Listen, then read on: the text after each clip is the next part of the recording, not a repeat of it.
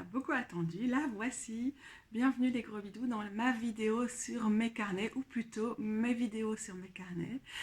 En effet, même si j'aurais voulu être la youtubeuse parfaite qui fait des vidéos super rythmées où vous entrez dans des gros plans de mes carnets en même temps, voilà. Non, ça va pas être ça. Déjà, la base de la base, c'est qu'il fallait quelque chose qui soit confortable et jouable en termes de comment je me sens dans mon corps en devant manipuler tous ces carnets et tout, ce qui fait que finalement ça a plutôt pris un format vlog où je vous emmène à différents endroits chez moi avec différents carnets. Tant pis pour le cadre, tant pis pour la lumière, tant pis pour les bruits autour. Là par exemple vous avez Bablitz qui est en train de boire et on va beaucoup entendre les bruits de Rose qui est en train de créer en arrière-plan et tout ça.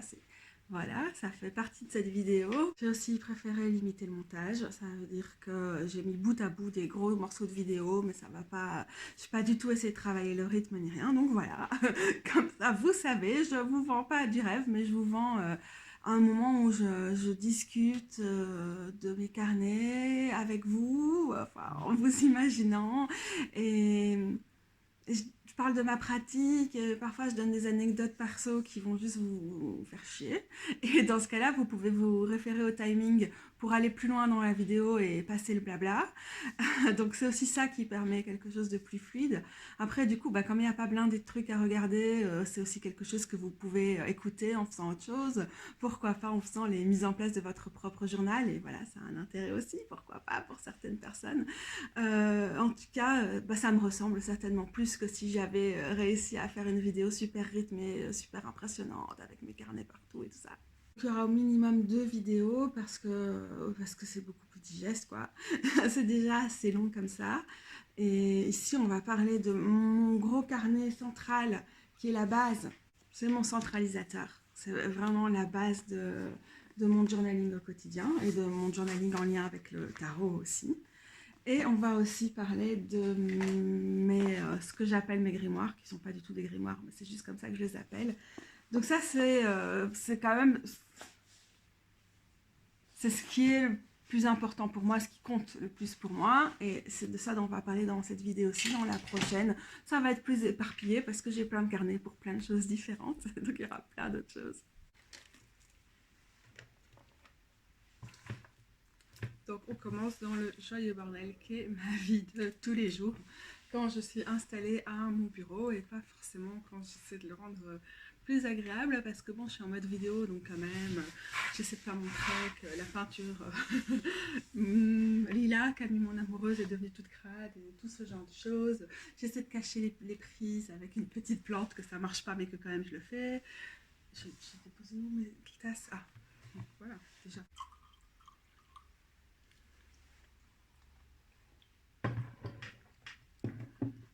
C'est marrant que j'ai fait cette vidéo une première fois et que ça ressemble, c'est pas que ça ressemblait à rien, mais c'est tellement éparpillé ma pratique du journaling, des carnets, tout ça en général, que forcément quoi, ces vidéos elles doivent être éparpillées. Seulement si j'essaie de trop mettre, c'est juste pas tenable. Je vais déjà certainement avoir 2 ou 3 heures de vidéo à monter et il y a des choses qu'on va devoir accepter de ramener à un autre moment et qui ne seront pas dans cette vidéo-ci. Enfin, je dois l'accepter, vous vous en foutez. Vous êtes peut-être content si c'est pas trop long. Alors la perruque là, tu perds du poil? Ce serait bien un poil de chat ça. C'est la perruque.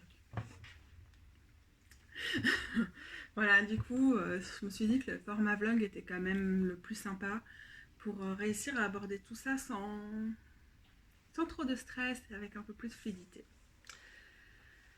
La question qui m'est posée, peut-être qui est attendue quand on parle des journaux, c'est est-ce que tu as un tarot journal? Qu'est-ce que ça représente pour toi et tout. J'ai vraiment une pratique diariste quotidienne, mais je peux pas du tout dire que c'est tarot journal, c'est juste du journaling. Le tarot fait extrêmement partie de ma vie. Ça fait du bruit ça. Et donc, je vais garder un truc en main, ça sera moins. Et donc, il y a forcément du journaling du tarot et du journaling qui sont toujours mélangés. Vous allez vraiment voir ça au long des vidéos, c'est permanent. Mais je peux pas vous dire, d'office, telle technique, c'est comme ça que ça fonctionne, c'est infaillible et tout. Donc, ça, c'est la première chose. Et un des autres axes qui va revenir, mais que j'ai quand même envie d'aborder directement, c'est une des questions qu'on m'a déjà posées, c'est comment tu fais pour faire du journaling et du handicap, et avec un handicap, comment ça se combine. Et je dirais que je serais vraiment mal placée pour donner des leçons de vie ou des conseils et tout, parce que la façon pour laquelle pour moi c'est possible d'articuler ça, c'est que déjà je suis en invalidité et c'était juste pas possible pour moi de tenir ce rythme-là d'écriture et tout si j'ai craqué, si j'ai un travail à temps plein, ça va pas durer très longtemps dans ma vie, là c'est impossible parce que je suis en dépression tout le temps et que je suis très très mal et très fatiguée et tout, parce que ça a jamais été possible dans ma vie d'être à temps plein, mais même à mi-temps c'est déjà vraiment vraiment compliqué de pratiquer du journaling ou de l'écriture pour soi dans ces moments-là. Et ça, c'est la première chose que je veux dire. Et en étant en invalidité, c'est quelque chose qui me fait plaisir, qui fait partie de l'apprentissage de ma santé, de mes limites, de mon maintien, de mes routines, et donc qui participe aussi bien de ma santé physique que de ma santé mentale. Et là, c'est important. Et ça me fait du bien. Mais si jamais c'était juste un truc qui fait s'accumuler sur une pile de choses que j'avais déjà et que j'arrivais pas à gérer, je le ferais pas. Et pendant des années, je l'ai plus fait. J'avais même plus de carnet. Non, c'était ok parce que c'était aussi une partie de ces années-là, c'était des moments de plus grande sociabilité. Et donc c'est juste que je dois choisir où je mets mon énergie en tant que malade chronique, personne qui vit avec son petit stock de cuillères limité. Mais mais voilà, je sais bien que le but, pour tout le monde, c'est pas le but du journaling, c'est le plaisir, mais pour moi, c'est le centre. Et donc, en tant que malade chronique, ce qui est juste le plus essentiel, c'est que ça me fasse plaisir. Et donc, il n'y ait pas trop de règles, parce que si c'est pas tenable, s'il y a des jours où je suis pas en mesure de tenir mon journal, ou juste de tenir un bic, ou juste de tenir assise, ben voilà, c'est comme ça. Il y a aucune règle qui est rigide et à laquelle je dois me tenir et tout à tout prix. Alors, je sais pas, c'est ma façon de gérer mon corps et ma maladie et de gérer mon temps en général et tout. Et je sais pas si c'est le terme adéquat, c'est hédoniste, mais j'ai ma lune en taureau et il faut que les choses elles me fassent plaisir et qu'elles soient créatives. Il faut pas forcément qu'elles ressemblent à quelque chose, il faut pas qu'elles soient trop structurées, même si j'ai aussi, je sais pas ce dont je parlais ici, mais j'ai mes petits carnets tout doux et tout, comme tout le monde, hein, je fonctionne, enfin, pas comme tout le monde en fait, mais ouais, je fonctionne pas mal par liste et tout, mais ça, pour moi, c'est pas du journaling. Je veux même pas parler de mon carnet de to-do ici, parce que là, on est parti sur un autre truc. Ou des bullet journal ou tout, d'autres gens vont utiliser pour la planification, c'est pas mon truc. Je sais que ça peut aider des personnes handies et c'est juste parfait pour elles, mais c'est pas ce que tu vas entendre ici, quoi. La personne qui me posait cette question-là, un moment quand je récoltais des questions pour mes vidéos, c'est une personne qui a un CED aussi. C'est une personne qui travaille, donc je sais d'ores et déjà que tout peut changer, quoi. Donc je peux juste dire comment moi je fais. Et le matériel adapté, ça m'aide beaucoup. Le matériel ergonomique, c'est pas le cas de tout le monde. Et tout le monde n'a pas du tout le même handicap que moi ou le même syndrome des lèvres dans l'os que moi, ni rien. Mais le fait est que pour moi, le journaling, c'est presque une rééducation. Dans le fait que dans toutes les choses qui font qu'à un moment on ne tient plus dans un travail salarié avec des horaires et tout, en étant malade chronique, bah, par exemple le fait de devoir prendre des PV de réunion et que ce soit impossible, bon, d'être sur ordinateur c'est plus qu'impossible, mais sur le carnet je me suis plus rééduquée que sur l'ordinateur, mais si c'est impossible pour moi, euh, bah, y a aussi quelque chose qui se brise dans mon rapport à l'écriture et à la douleur et tout ça. Et donc, pour moi, le journaling, c'est réapprendre, c'est me rééduquer, c'est me redonner des meilleures routines, des meilleures postures, des meilleurs tout ça. Et donc, ça participe de ma gestion de mon handicap, mais c'est absolument jamais une règle générale. Je vais pas donner un cours, genre, utilise le journaling pour mieux gérer tes douleurs. Pas gérer mon handicap, gérer ma maladie chronique. Un handicap, ça se gère pas, c'est pas du tout la question. Sorry, je suis fatiguée quand je dis de la merde. Il y a des tonnes de vidéos qui vont vous apprendre comment planifier au mieux, comment organiser votre temps et tous ces trucs-là avec les journaux, ou bien vraiment faire du journal, du art journal pur ou des trucs comme ça. Moi, mon diarisme, c'est pas ça. C'est plutôt une façon de compiler, de conserver, de conscientiser, de rechercher, de faire de l'introspection. Et tout ça est mélangé dans dans toutes ces choses. Mais ce que vous allez trouver chez moi, c'est ce joyeux mélange qui me correspond et qui n'a pas forcément un but d'organiser, d'ordonner, de structurer ma pensée, mais juste rien que le fait de le faire. Vous savez, typiquement à l'UNIF et tout, j'étais le genre de personne qui allait étudier en prenant note. C'était bon, j'avais étudié, j'avais renoté des trucs du cours, quoi.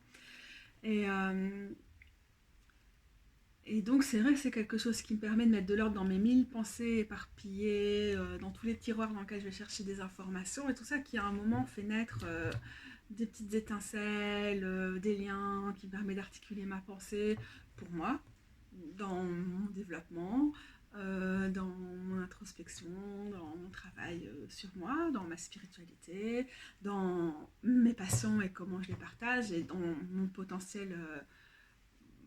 dans mes potentiels projets professionnels et tout ça. Mais il n'y a pas beaucoup de choses qui sont extrêmement structurées parce que c'est pas ça le but. C'est juste de conserver, de faire les liens, que ce soit quelque part et puis on voit. Dans la première version de ma vidéo, je sais pas combien de fois je vais filmer ça, j'avais pris tous mes vieux, toutes mes grandes caisses remplies de mes vieux carnets et tout, mais genre 25 à 30 ans de carnet et d'écriture et tout pour vous montrer comment ça m'était encore utile maintenant, pourquoi garder, même si j'ai pas un système d'archivage, j'ai quand même une pratique archivistique par rapport à mon propre matériel qui m'est utile et qui m'est précieuse, mais ouais, il n'y a pas de système, c'est juste important pour moi et même si la fatigue, l'épuisement, la fatigue qui peut être lié à ma maladie chronique peut faire qu'il y a des moments où j'oublie vraiment où j'ai mis quoi dans un coin de mon cerveau et tout, si je vais pousser trop loin, si je vais trop loin dans mes réserves, de manière générale et en excluant ce qui est plus difficile avec la maladie, j'ai une bonne mémoire quand même, donc je sais où trouver tel truc que j'ai besoin de retrouver à un moment parce que ça va éclairer quelque chose. Il y a des choses vraiment que je ne pouvais pas imaginer à l'époque, mais par exemple... une fois que tu commences à t'intéresser à l'astrologie, c'est super intéressant de pouvoir retourner dans tes archives et dire waouh, pendant tel transit j'écrivais ça, incroyable. Et ça te permet un recul quoi sur des choses. Alors c'est vraiment très agréable. Et puis aussi pendant des années et des années où j'écrivais en écriture automatique et je ramenais ça chez mon psy où je faisais des dessins automatiques et tout, mais genre de incroyable tout ce qui se passait dans mon monde et pour le meilleur et pour le pire, mais de pouvoir y retourner et voir des patterns, des trucs qui émergent comme ça, qui sont genre, ah ouais, c'est ça, ce truc il a évolué, maintenant ça fait lien avec ça, ou dans ma vie spirituelle c'est complètement devenu autre chose, ou le nombre de choses où il y a des archétypes du tarot qui sont mobilisés dans mes textes, mais je connaissais rien du tarot à l'époque, puis à un moment t'es là, ah ouais, waouh, c'est vraiment, je regrette tellement pas d'avoir tout gardé, mais bon. Je sais pas si je vais monter une vidéo à part pour vous permettre d'avoir accès à tout ça ou pas, parce que c'est genre... Attendez, je me rapproche. Je replie mes jambes. Voilà, le tatou en tailleur, le tatou qui se tient mieux. Mais ouais, il y a tellement de choses. C'est important pour moi que ce soit éparpillé, mais quand même conservé, compilé. Je voudrais pas de la structure. Et voilà, c'est comme toujours dans ce genre de vidéo, il y a plein de choses qui sont à prendre et d'autres qui sont à laisser, et à vous de voir ce qui va vous intéresser pour votre propre pratique. J'espère qu'il y a quand même des inspirations pour vous. Puis dans tous les cas, c'est toujours intéressant de voir comment d'autres personnes fonctionnent avec leur prise de notes, leur pratique du tarot au quotidien, leur façon de tout agencer, tout ça. Cette chose que je vous présentais dans la vidéo précédente sous forme du Many Moons Lunar Planner, un truc comme ça s'appelle. Ça, c'est un calendrier agenda que j'ai gardé. Je pense qu'agenda, c'est mon expérience du néerlandais, ou agenda, ça veut aussi dire ordre du jour, on prononce le N. Et je pense qu'en français, on ne le prononce pas, mais j'arrive pas à prononcer autrement. Donc, j'ai mon agenda, je vais continuer à parler avec mon bruxellaire, qui est là-bas, qui m'a ramené quand même la structure et qui me permet maintenant d'avoir celui-ci où toutes mes routines, en fait, c'est ça qui est vraiment intéressant par rapport à la précédente vidéo. J'ai commencé à trouver quelque chose qui fonctionne top nickel pour moi. Donc le truc, c'est d'utiliser des espèces vraiment agenda, trucs organisationnels et tout, quoi, avec la double page de la semaine et tout. Mais pour moi, c'est d'utiliser à des fins pas du tout d'organisation, même si je vais noter à telle heure j'ai kiné, à telle heure je vais chez le médecin ou des trucs comme ça. Mais pour ouais, vraiment du diarisme, noter ce que je fais dans la journée, quels sont mes tirages de cartes, si je vais en promenade, s'il y a des signes, parfois s'il y a des rêves ou quoi. Normalement, ça va plutôt être pour mon grimoire, mais c'est quand même possible que ce soit quelque chose que je vais noter ici, quand je vois mes potes et tout. Voilà. J'ai toujours tout gardé de mes agendas, même quand c'était vraiment bêtement des agendas. Et du coup, il y a une continuité, et puis en même temps, il y a quelque chose de complètement différent là-dedans, et c'est ça qui me parle le mieux. Donc, il y a plusieurs choses. Celui-ci, c'est celui que j'ai commencé en septembre, et qui court sur 18 mois. Parce qu'il y avait août, mais je ne l'ai pas utilisé. Je ne vais pas arriver au bout parce que je fais quand même pas mal de trucs avec des washi tape, je colle des trucs en plus et tout, ne serait-ce que les trucs astro du mois et tout ça. Donc à un moment, je vais devoir sacrifier une partie, réutiliser une partie des feuilles, commencer autre chose. Parce que les spirales, même si c'est vraiment pratique, ça ne tiendra pas le coup. C'est un rifflepaper.co que j'ai acheté à Tandem, qui est une papeterie / galerie / atelier de graphisme, je pense, qui est située à Ixelles. Ils font pas mal de petites, de plus ou moins petites marques indépendantes et plus ou moins éthiques et plus ou moins vertes. Là, pour le coup, c'est quand même une grosse boîte américaine. Mais j'aime vraiment bien leurs petits motifs à fleurs et tout, mon petit côté girly, trop la chose. Quelques vues de mon journal en mode dans mon bordel ordinaire à intégrer, enfin que j'ai donc intégré dans cette vidéo.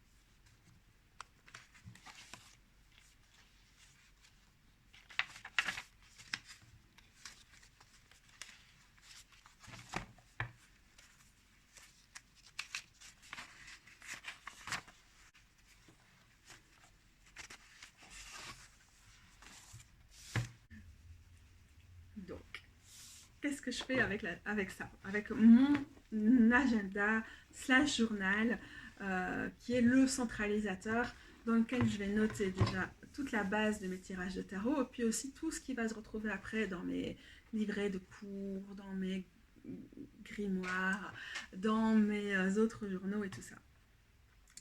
Quand même, c'est assez important pour moi. Peut-être c'est les vidéos de Bullet Journal qui m'ont inspiré ça. C'est important pour moi d'avoir une période de début du mois où je me pose. Déjà, ça peut être possible de noter mes objectifs ou mes envies, mes désirs et tout pour le mois. Ça, j'ai une page au début où je fais ça, je compile là, parce que par rapport aux Many Moons, où il y avait vraiment de la place pour ça au début et en fin de mois, celui c'est vraiment un agenda, donc il n'est pas conçu pour ça. Je vais faire le bilan du mois précédent. Parfois, je ne peux pas tout tenir et faire tout ça sur un même jour, ça dépend. Le but, c'est quand même que ce soit un plaisir. Et il y a des mois où je ne veux pas le faire, parce que voilà.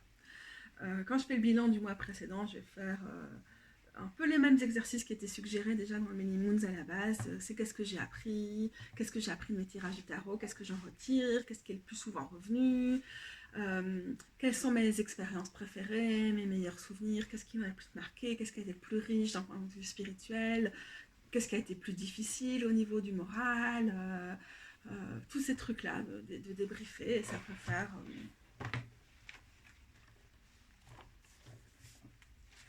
ça peut faire une demi-page, comme ça peut être un truc où je vais avoir repris des choses d'un autre carnet, je vais remplir, gratter beaucoup, mettre les trucs astrologiques en plus. Ah oui, là, c'est pas en dessous du coup. Okay.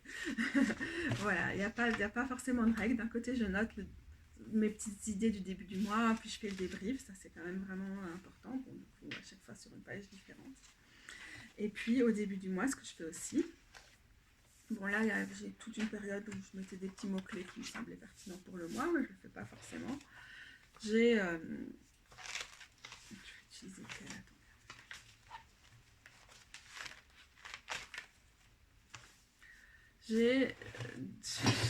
Je suis inscrite et je paie pour ça à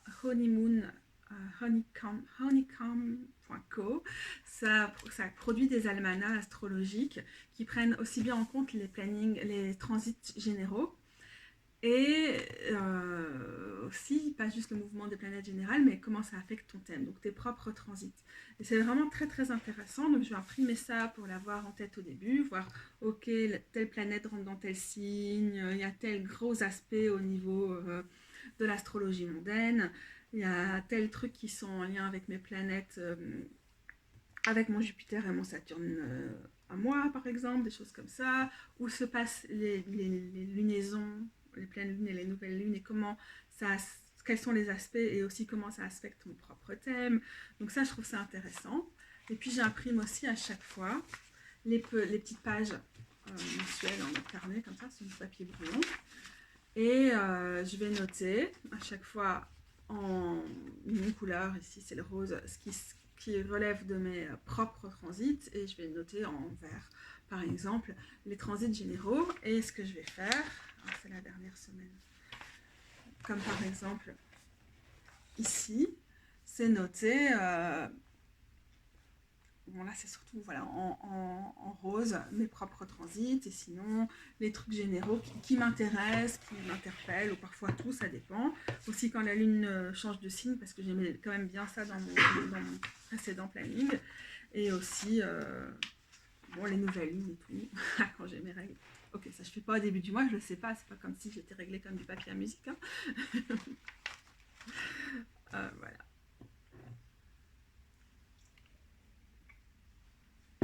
Ça c'est vraiment important. Et je fais ça en écoutant The Astrology Podcast, qui est un podcast en anglais. J'écoute surtout sur YouTube où ils sortent, ça dure 2-3 heures, c'est allez, souvent plus de, non, parfois 2-3 heures. Et ça sort tout à la fin du mois, et les hôtes du podcast passent leur temps à décrypter tous les transits et tout. C'est super informatif, j'adore ça. Moi, je suis pas très branchée à astrologie natale, mais j'aime bien étudier les mouvements des planètes et tester quel aspect ça peut avoir dans nos vies et tout ça. Donc en faisant ça, ce qui est quand même hyper détendant, je note, ça me permet d'anticiper un peu le mois. Je fais vraiment pas ma vie en fonction des transits. Je suis pas en mode, ah, c'est Mercure rétrograde, je vais casser des trucs ou des conneries. Enfin, pas forcément des conneries, mais c'est juste pas mon truc. Mais ça m'aide à me projeter dans le mois. Donc ça, c'est ce que je fais pour l'instant. C'est pas forcément une règle générale non plus, mais voilà. Et au début de la semaine, en ce moment, mais c'est pas du tout une règle générale et je m'en fous si je la respecte pas, je vais faire des petits tirages de la semaine que je vais noter plutôt en détail dans mon grimoire, on parlera après, mais je vais souvent m'en inspirer pour faire des petites illustrations, les noter en haut de mon planning et tout pour que ça ressorte bien. Ça, j'aime bien, c'est pas très prédictif chez moi, mais ça me permet d'avoir des points d'attention pour la semaine, des cartes auxquelles je vais revenir. Les positions, ça va changer, ça va dépendre. C'est souvent combinaison tarot-oracle, ça peut être très libre comme ça peut être très centré en fonction de mes besoins. Ça, j'aime quand même bien au début de la semaine me mettre sur ce genre de choses aussi. Ça me met quand même dans un certain état pour appréhender ces changements de l'année civile qui n'ont pas, peut-être pas qui ont l'intérêt de faire objet d'une convention entre nous tous, et donc qui est assez intéressante. Et donc, je note, je note mes cartes du jour en faisant souvent un petit symbole de carte, juste un petit rectangle, mais souvent je choisis une petite couleur pour la semaine et tout. Ça, c'est d'office. Parfois, je note quand même comment je vais physiquement, je traque certains de mes symptômes et tout ça, mais pas trop. Il y a des gens qui ont vraiment des trackers de santé au niveau de leur maladie chronique et tout, pour leur gestion des douleurs et tout, c'est assez important. Mais moi, je fais pas du tout ça parce que je crois que ça me fait me focaliser sur les douleurs plus qu'autre chose. Mais maintenant, comme quand on est dans des périodes de crise, quand on est dedans et c'est vraiment horrible et on ne sait pas comment on va s'en remettre, c'est chiant. Mais puis après, ça va mieux. Enfin, moi, j'ai vraiment un état dans les douleurs et tout qui est en dents de scie. C'est quand même intéressant de noter pour avoir quand même une idée. Objectiver aussi à quel point ça va bien ou ça va mal, voir comment ma période prémenstruelle va agir sur mes tissus conjonctifs, donc mon inflammation générale et tout ça. Voilà, et donc parfois je vais tirer les cartes pour des trucs super différents quoi. Là ça va plutôt ressembler à c'est un gros tirage que je vais avoir noté là, je ne crois pas l'avoir noté ailleurs, parce que je l'aurais mis si j'avais noté des trucs ailleurs. Et puis il y a d'autres choses où je vais mettre, ok ça c'est ma carte du jour, et ça c'est ma carte, si j'allais me balader aujourd'hui j'irais où. C'est ma carte d'inspiration pour ma promenade. Donc en réalité, dans ce journal-ci, le tarot, c'est quand même une bonne partie, quand je vois des semaines comme celle-ci, une bonne partie du truc. Mais oui, noter où je vais me promener, dire ce que j'ai vu, quelles étaient les synchronicités, ça j'adore, c'est très important. Parfois je note mes routines du genre, ah j'étais sur l'application Zebra Club pour faire tel ou tel exercice de pilates par rapport à mon syndrome des lèvres dans l'os, ou là j'ai fait du hand lettering, et ici c'était plutôt au niveau dévotionnel, parfois c'est juste, voilà, parce que ça me paraît intéressant de mettre ça, quoi, comment j'ai intégré mes routines dans ma journée. Parfois, c'est des trucs, ça me passe à des kilomètres, et c'est pas du tout ce que je vais mettre. Quand je suis à la campagne ou des trucs comme ça, j'ai beaucoup plus de choses à mettre. Bon, je le balade pas toujours parce qu'il est vraiment lourd, donc ça dépend si j'ai l'occasion de me déplacer, qu'il vient me chercher en voiture ou pas. Parfois, je note à part, et puis je viens reporter ici par la suite pour quand même garder un truc. Ah ouais, je note mes rêves parfois, mais pas toujours. Ouais, je note quand même vraiment mon état de santé. Je pense que je vous ai dit le principal. Dans la vidéo initiale, je vous montrais un peu mes mises en place et tout ça, et mon fonctionnement et tout. Mais je pense que c'est plus facile ici où vous voyez tout en flou que de décider ce que je vais cacher ou pas. Et puis voilà. Je ne veux pas prendre l'habitude que mes journaux sont des choses que potentiellement je peux montrer parce que ça mène à de la censure et à une approche, je trouve, pas très chouette de la chose.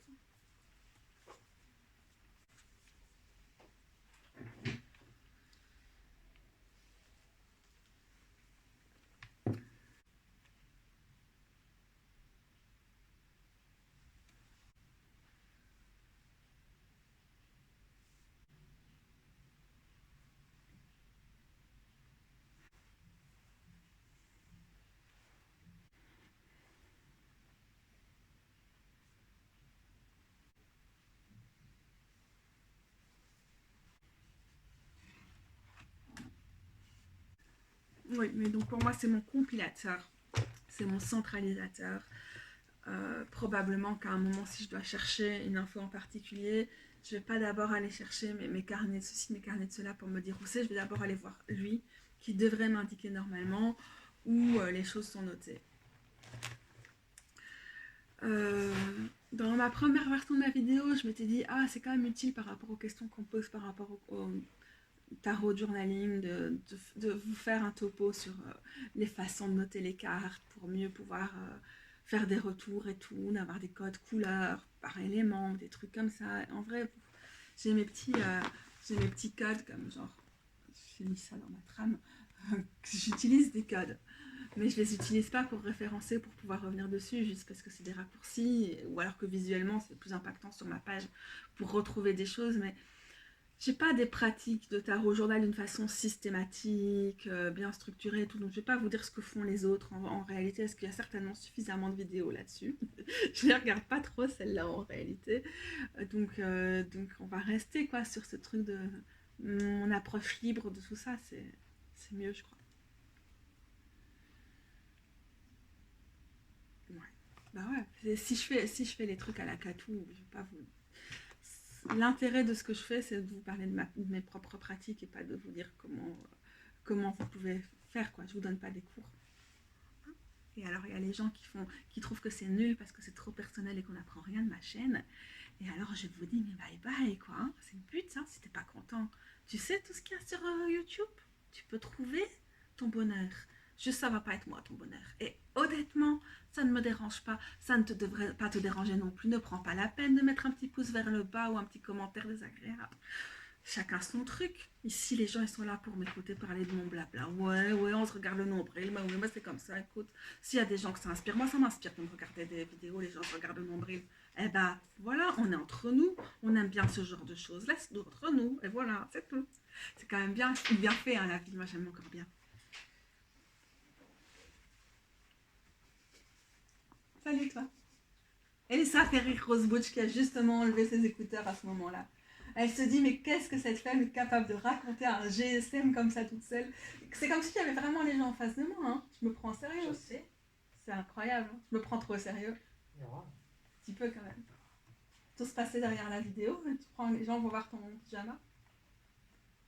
Ah, tu sais pas. Non, on ne verra pas. Parce qu'il y a ça. Et au fait, tu me dis hein, si tu veux faire la cuisine derrière. Puis t'as dit que t'allais pas faire trop de bruit, donc on peut continuer. Ça fait. Je suis en mode vlog, donc la vraie vie continue pendant que je tourne ma vidéo, tu vois. Ok. Là, t'as trop pas envie de faire ton cake aux pommes, toi. Je ferai mon quelque part, ouais, à un moment, Un je jour. dois faire sécher mon truc. Ah ouais. Waouh, t'as bien avancé. Mon truc est trop loin, donc je peux même pas faire des pauses. Je ferai peut-être des montages. C'est du vrai vlogging, tu vois. Ah non, mais je vais me faire mal si je fais ça. Je dois apprendre mes limites. On va devoir passer derrière ou pas? T'es déjà passé, on t'a pas vu. Ah, t'es parti de l'autre côté, très, c'est à cause. Je suis sortie côté Ton pyjama, à la Française. Bah non, dans ces cas-là, je vais passer par là. Non, on te voit trop pas, non, on te voit pas, t'es trop rapide. Et là, tu vas dans le noir et hop. Adieu, Rose Bouche. Ah, on va entendre la torte.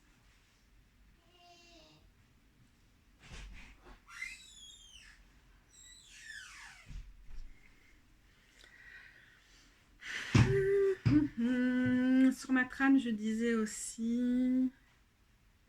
Non, ça va.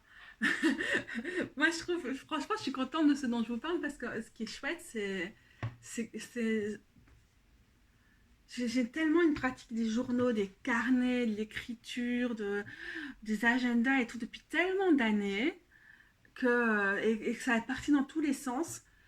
Mais je crois que j'ai jamais été autant satisfaite que maintenant, quoi, de ce que ça m'apporte, de ça à quoi ça ressemble, de me sentir complètement libre, de pouvoir expérimenter au niveau de même faire de la décoration ou des trucs comme ça, d'utiliser un planeur comme un journal et tout. Ouais, c'est des choses qui me conviennent, mais super bien. Je suis satisfaite et ça compte. Et a priori, ce sera dans la vidéo suivante, parce que je l'ai déjà filmée, parce que pour une raison étrange, je fais cette vidéo à l'envers, dans mon vlogging. Je vous explique aussi d'où ça me vient, de cet esprit en fait de liberté, de n'importe quoi, dans comment je tiens mes carnets et tout ça. Donc je ne reviens pas ici. Peut-être que je vais couper le morceau et qu'en fait ça va... Hop, maintenant ça va commencer. Quand j'ai travaillé sur la trame de cette vidéo, je me suis dit, il y a quand même quelque chose qui peut avoir son utilité et dont j'aimerais parler parce que pour moi c'est important par rapport à mon rapport à la créativité, aux journaux, à l'écriture et tout. Peut-être en partie lié à la question du journaling et du handicap à laquelle j'espère pouvoir aborder aussi dans cette vidéo, mais c'est pas tout à fait ça. C'est une histoire personnelle qui est très importante dans mon récit de moi-même, dans mon récit de vie et tout ça. Genre un truc que je peux tourner en boucle et c'est pas que j'aime bien le raconter, je pense pas que je le raconte si souvent que ça, mais en tout cas j'aime bien me le raconter, c'est fondateur pour moi comme expérience. Et je vais vous la raconter parce que je pense que ça en dit long quand même sur ma pratique de tout ça, une espèce de désinvolture par rapport à ça, mais en même temps quelque chose de profondément signifiant pour moi.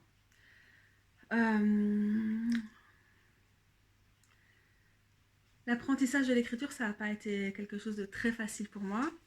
Et bon, j'ai toujours eu ce truc hein, pendant toute ma scolarité d'être la bonne élève, mais elle est vraiment nulle en gym.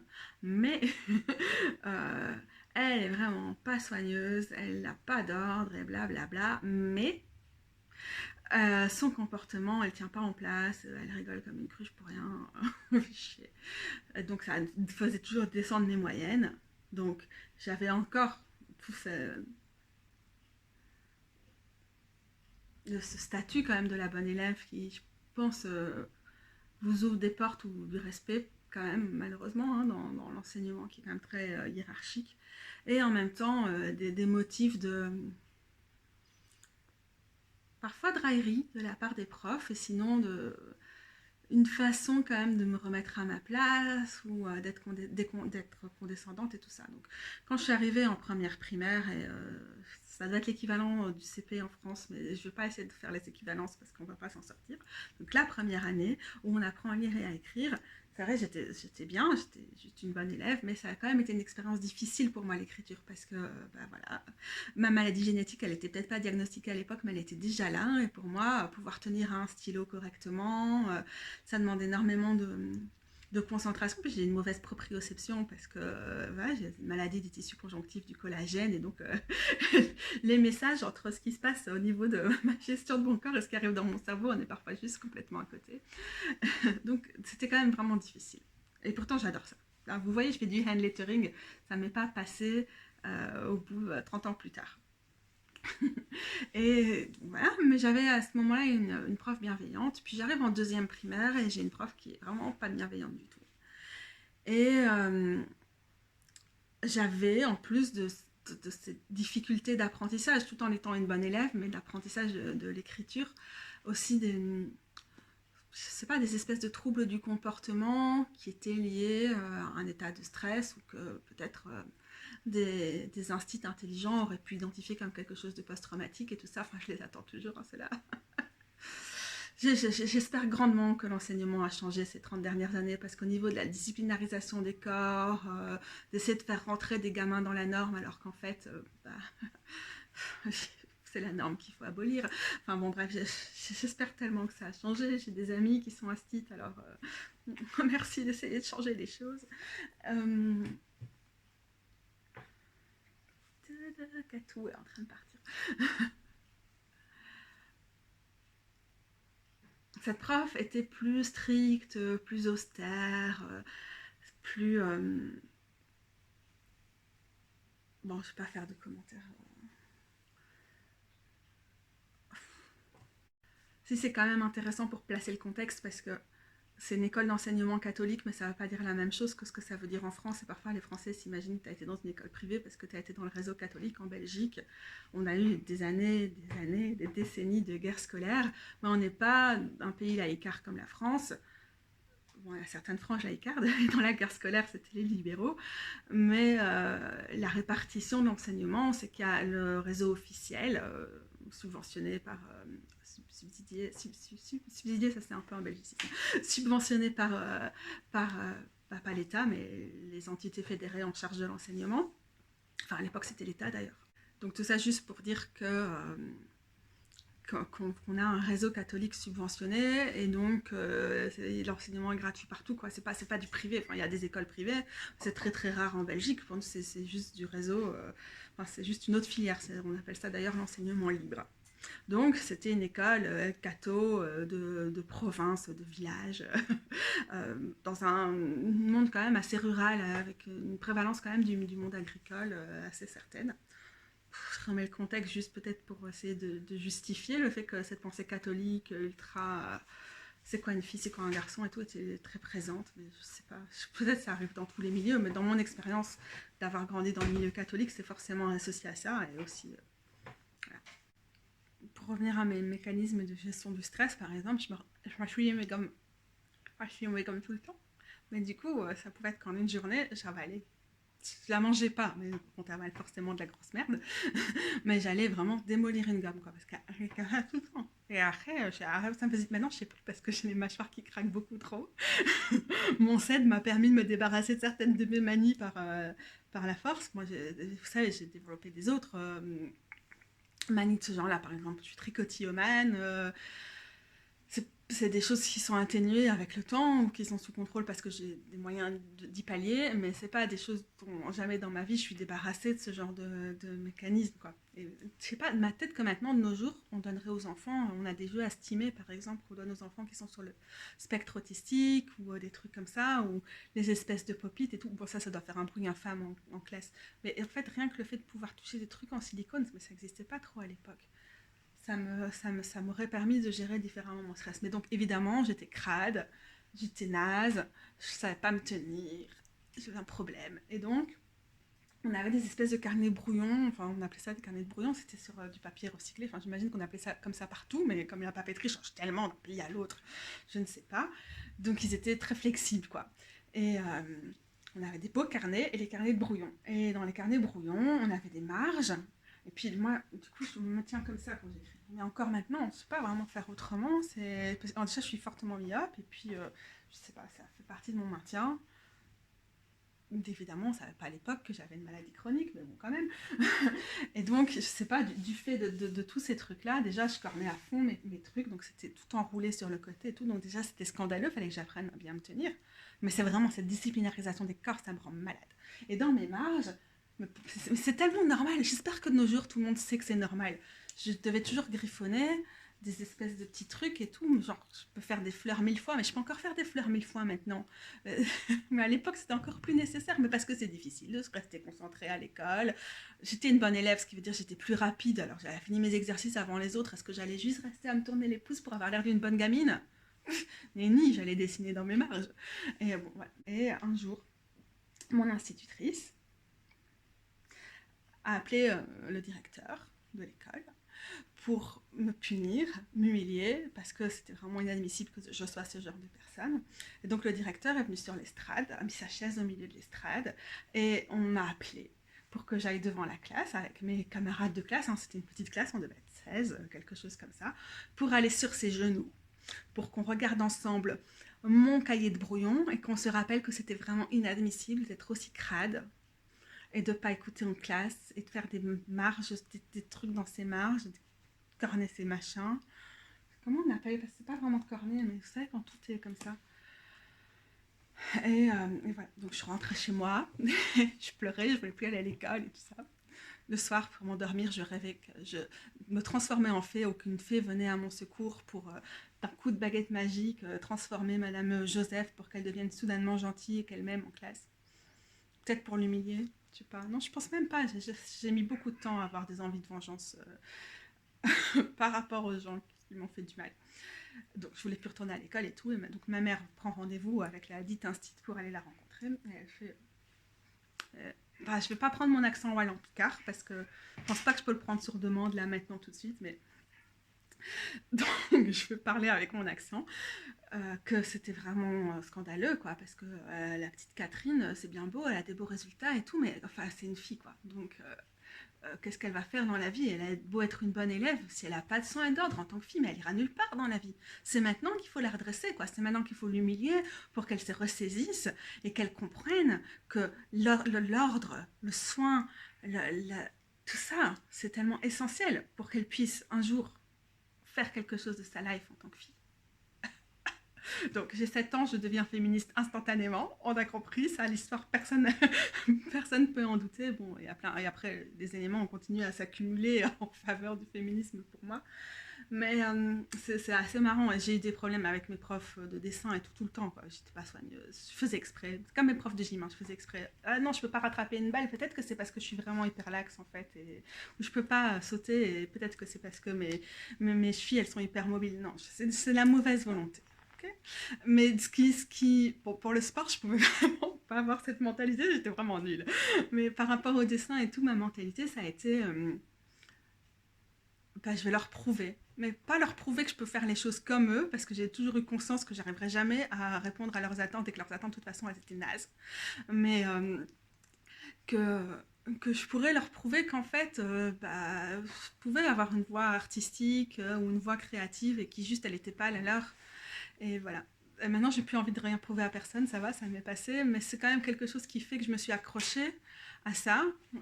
Bon, je me suis plus focalisée sur la poésie, enfant et adolescente, mais j'ai quand même jamais arrêté de dessiner, d'avoir, du coup, bah voilà, l'écriture, même si on m'a beaucoup blâmé sur la gestion de mes cahiers à l'école et tout ça, bah, je continue à gérer mes cahiers. C'est vraiment un point d'honneur pour moi dans la vie en tant que personne, comme je sais depuis quelques années, handicapée, mais aussi en tant que personne juste qui ne crée pas comme tout le monde et qui ne peut pas parvenir à créer comme tout le monde et qui en a strictement rien à faire, de continuer et que ce soit quand même central dans ma vie et tout. Et j'ai compris avec le temps que je ne pourrais jamais à la classe moyenne, catholique, provinciale, que j'y arriverai parce que j'y arriverai selon mes standards, parce qu'ils n'en ont rien à foutre de mes standards. Pour eux, c'est quand même de la merde et que vraiment j'ai raté ma life.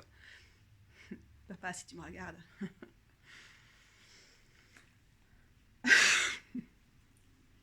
Mais c'est quand même quelque chose qui est important pour moi quand je dis, je vous montre mes carnets, ils sont moches, ça n'a rien à voir avec ce qu'on peut voir sur YouTube partout et tout ça, hein, et ce qui est censé être inspirant, mais moi ça m'a inspiré toute ma vie, moi-même je me suis inspirée en continuant à garder le cap et à garder ma créativité contre vents et marées, parce que moi ça me faisait du bien et que j'en avais rien à foutre.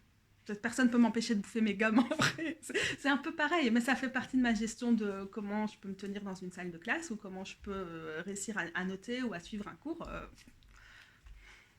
Cette anecdote, c'était pour moi très importante par rapport à une vidéo sur les carnets, mais je ne sais pas si j'ai réussi à faire le lien. Les grimoires, ça c'est un truc qui a un peu évolué depuis la dernière vidéo.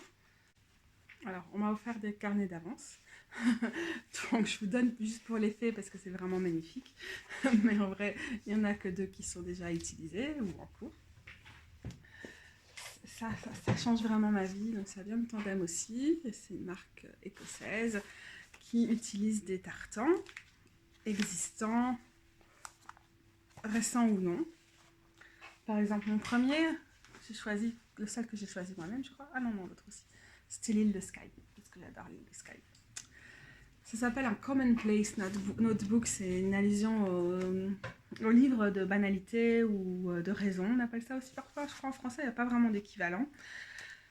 Où les aspirantes, poètes, poétesses, artistes, d'antan, pouvaient noter tout ce qui les inspirait, ça pouvait être des citations ou tout ce qui venait les nourrir, par exemple leur roman et tout ça. Et j'aime quand même vraiment cette idée-là. Ici, surtout, j'aime bien qu'on a un côté qui est ligné et l'autre qui l'est pas. C'est blanc, mais en transparence, on peut quand même suivre les lignes si on veut écrire. Ce qui permet aussi de coller des choses, de dessiner. Donc j'aime bien, je trouve que je garde cette fonctionnalité en fait du Commonplace quand je l'utilise. Bon, il y a plein de vidéos différentes sur le Commonplace, ceci dit, et je pense que ça peut vouloir dire plein de choses. On a la fameuse petite pochette qui est idéale pour mettre même les grandes cartes de tarot du Living Guitar si on veut se balader avec lui. Donc il est vraiment top. Donc on a l'histoire du tartan et tout. Donc lui, je l'ai vraiment adopté. Il n'est pas très très lourd. Par rapport au fait qu'il est quand même dense parce que c'est des feuilles qui sont très fines, très légères. Et donc voilà, même s'il y a beaucoup de feuilles dedans, il est léger. Les dernières pages sont détachables, les pointillés pour les détacher. Ce qui permet aussi de gagner un des cahiers finalement de la livre à la fin, si jamais vous décidez de le remplir avec plein de collages ou plein d'intégration de choses. Donc c'est super pratique. C'est vraiment des beaux ouvrages, mais je trouve ça, pour moi c'est ça qui me permet, je ne dis pas c'est une nécessité du tout pour avoir un rapport avec ces carnets, mais là c'est ce qui me permet d'appuyer sur leur côté sacré. Ça c'est... je vois que ça commence en octobre 2020 à février 2021. C'est le dernier carnet classique que j'ai consacré à mes grimoires et après je suis passée à autre chose. Oui, parce que je commençais déjà ce côté plus hybride. J'ai commencé à vraiment trouver mon rythme par rapport à comment j'allais l'utiliser. Donc, je pense qu'une fois que je suis passée à ça, j'ai vraiment gagné quelque chose. Je suis sortie d'un truc trop sacré où je mets que des textes canalisés, dévotionnels, ou des prières, ou des expériences assez mystiques. Je note pas si je peux noter des rituels et tout ça, mais si je fais des trucs qui sont plus spécifiques accès magie, ce qui est quand même vraiment pas un truc que je fais souvent, là j'ai un autre petit carnet exprès. C'est mon évolution spirituelle qui est là-dedans. Il y a un aspect dévotionnel certain.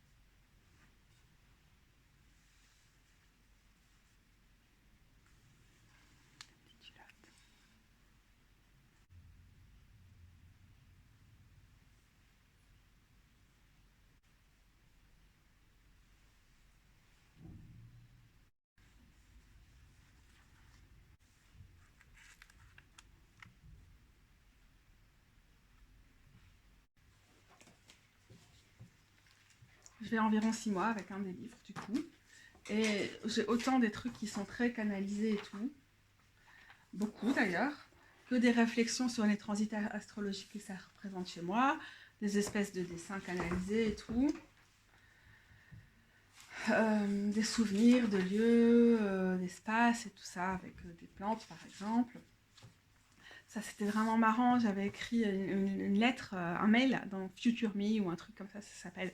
C'est un site où on peut programmer des mails qui nous parviennent des mois, voire des années plus tard. Et là, j'ai reçu un truc qui m'avait été envoyé en 2016. et j'étais trop touchée de recevoir ça pour mon anniversaire. Et du coup, j'ai réécrit à cet ancêtre, en fait, que j'étais il y a 5 ans. Et je lui ai mis une petite lettre ici. De ça, c'est quand même des choses... ça prouve à quel point c'est varié. Alors on a des choses comme ça où je vais dehors et j'écris dans un carnet du style ça, parce que c'est plus facile parfois quand même à mettre dans son sac, ça pèse vraiment rien. Et puis je vais les remettre ici, mettre des choses en plus. Je vais noter mes tirages de la semaine, est-ce que ça m'inspire, et faire des dessins. Quand il y a des tirages thématiques du genre... je lis un livre sur le tarot ancestral et je vais faire des tirages sur les ancêtres. Ça, c'est tellement important pour moi, le travail avec les ancêtres, que c'est d'office quelque chose qui va être dans ce que j'appelle mon grimoire, mais qui n'a donc rien d'un grimoire. Je vais noter ça là, certains des tirages de l'INSEE, tout ça aussi. Là, pour le coup, c'est quand j'ai fait des récoltes et que j'utilise ce que j'ai récolté à des fins spéciales, je vais le noter ici quand même, parce que c'est assez simple. Parfois, je suis dehors et je prends des textes, et puis je suis à un certain endroit où je prends les plantes aussi. Ça fait un peu du mal aux feuilles, mais jamais c'est comme ça que ça vit. C'est quand même passé à quelque chose de peut-être plus introspectif et moins mystique ces derniers mois. Ça correspond juste à mon tempo et au fait que peut-être d'un point de vue spirituel, ma vie elle est moins intense qu'à d'autres moments où je suis plus sur moi-même et moins dans la co-création, connexion. La voisine a fait tomber un truc. La voisine fait tomber sa live. Les gens me font peur, je te jure. Ouais. Et j'en profite pour dire que ça prend bien les poils de chat, évidemment la cire. Je sais pas si c'est de la cire au final. Peut-être c'est une tache de... Je l'emmène partout quand même avec moi. J'aime bien le format qui est fermé et tout ça. Et le côté bien safe de la couverture et tout. C'est à la fois quelque chose de très sacré, de très spirituel et en même temps de complètement banal, commonplace. Il n'y a pas plus commun, plus ordinaire que ça et j'aime bien cette croisée des choses. Pour l'instant, ça me convient vraiment pas mal. Dans celui-ci, j'ai plus des récoltes et des souvenirs et tout que des dessins, mais ça dépend vraiment des moments. Dans celui-ci, j'avais plus une pratique au printemps passé, de dessiner genre mes cartes de la semaine ou des visions. Ouais, l'impact des transits astrologiques, c'est quand même toujours important pour moi. Ma version des cartes.